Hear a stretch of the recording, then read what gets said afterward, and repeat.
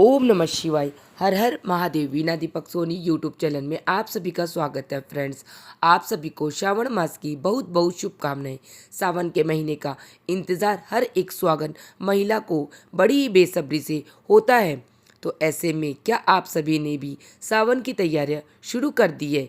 क्या आपने हरी चूड़ियाँ खरीद ली है या फिर आप हरी चूड़ियाँ खरीदने वाली है?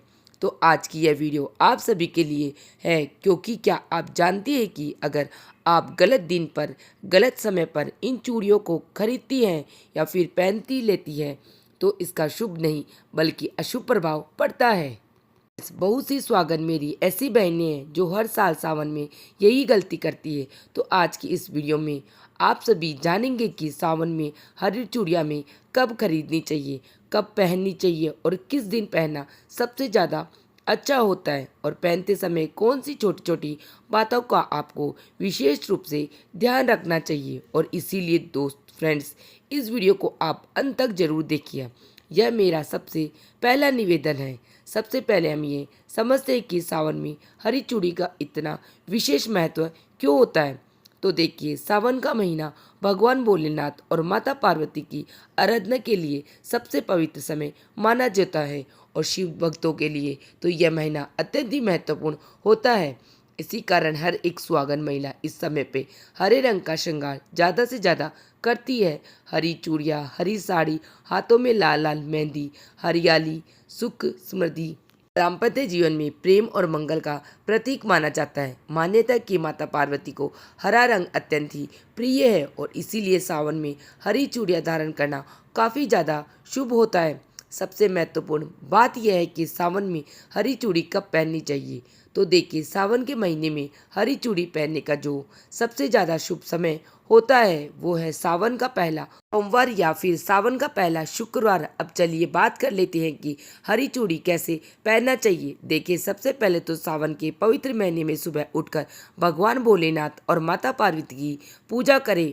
पूजा करने के बाद में इसे पहनना काफ़ी ज़्यादा शुभ होता है। सबसे पहले आप अच्छे से तैयार हो जाए, कोशिश करें कि 16 श्रृंगार करें और फिर भगवान भोलेनाथ माता पार्वती की पूजा करें।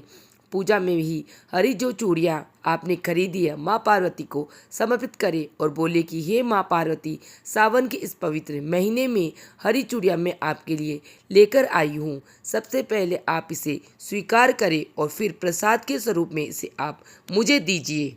से सावन की शुरुआत हो रही है। आशीर्वाद दीजिए कि मेरा घर संसार हमेशा हरा भरा बना रहे, मेरी मांग का सिंदूर हमेशा यूं ही सजा रहे, मेरे परिवार में हमेशा खुशियाँ बनी रहे, मेरे मांग में मेरे साजन के नाम का सिंदूर हमेशा सस्ता रहे। और फिर चूड़ियाँ आप अक्षत और कुमकुम का तिलक करके ये सारी सामग्री माँ पार्वती के चरणों में आप चढ़े रहने दीजिए, क्योंकि माँ पार्वती अखंड सौभाग्यवती रहने का आशीर्वाद देती है। देखिए, सावन के महीने के बारे में कहा जाता है कि इस महीने में हरी चूड़ियाँ पहनना और हरे रंग का श्रृंगार ज़्यादा से ज़्यादा करना, दान पुण्य करना हमारे पति के ऊपर जो भी संकट मुसीबत आती है उन्हें दूर कर देती है, हर लेती है। अगर हमारे पति किसी कारणवश तरक्की रुकी हुई है तो इन हरी चूड़ियों का दान करने से उनकी तरक्की होती है और उनके जीवन में सुख समृद्धि आती है, आपके परिवार में खुशहाली बनी रहती है।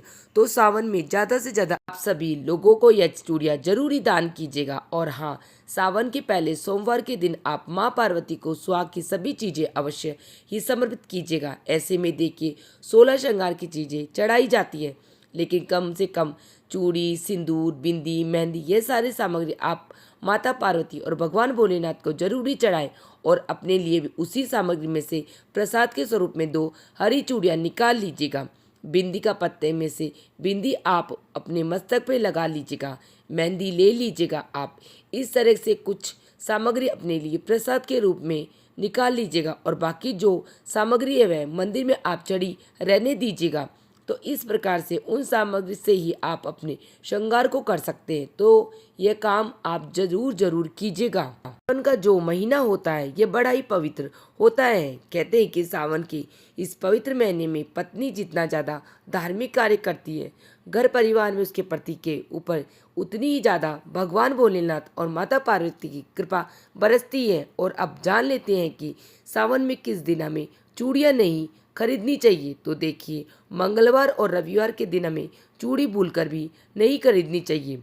दक्षिणा दिशा की ओर मुख करके भी चूड़ी पहननी भी नहीं चाहिए।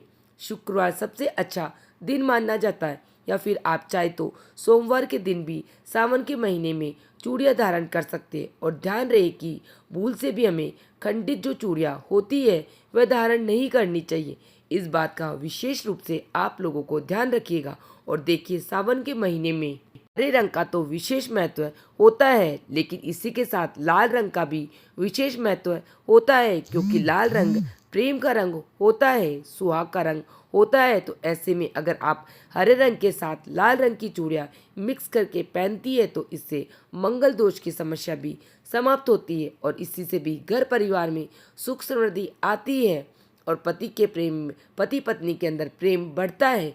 तो यह कार्य आप कर सकते हैं। सावन के महीने में जो भी कंवारी मेरी बहनें हैं, अगर वे सावन के सोमवार के दिन व्रत करती है, पूजन करती है, तो इससे मनवांछित फल की प्राप्ति होती है। सावन के महीने में रोजाना घर पर किस प्रकार से पूजन करना चाहिए, मंदिर में जाकर किस प्रकार से पूजा करनी चाहिए, और कौन कौन सी वस्तुओं का दान पुण्य करना चाहिए, ये वीडियो अलग से मेरे चैनल पे मैंने डाल रखी है। लिंक मैं सभी का डिस्क्रिप्शन में दे दूंगी, आप वहां से वह एक बार वीडियो जरूर देख लीजिएगा। यह जानकारी आप सभी को कैसी लगी मुझे कमेंट सेक्शन में जय श्री कृष्णा या हर हर महादेव लिख के जरूर बताना। और मेरा वीडियो आप लोगों के लिए थोड़ा सा भी यूज़फुल है तो प्लीज़ वीडियो को लाइक कर लेना, चैनल को सब्सक्राइब कर लेना। फिर मिलेंगे किसी और वीडियो में, तब तक जय श्री कृष्णा, राधे राधे, ओम नमः शिवाय। और आप सभी को सावन के महीने की बहुत बहुत शुभकामनाएं। फिर मिलेंगे किसी और वीडियो में, तब तक जय श्री कृष्णा, राधे राधे, ओम नमः शिवाय।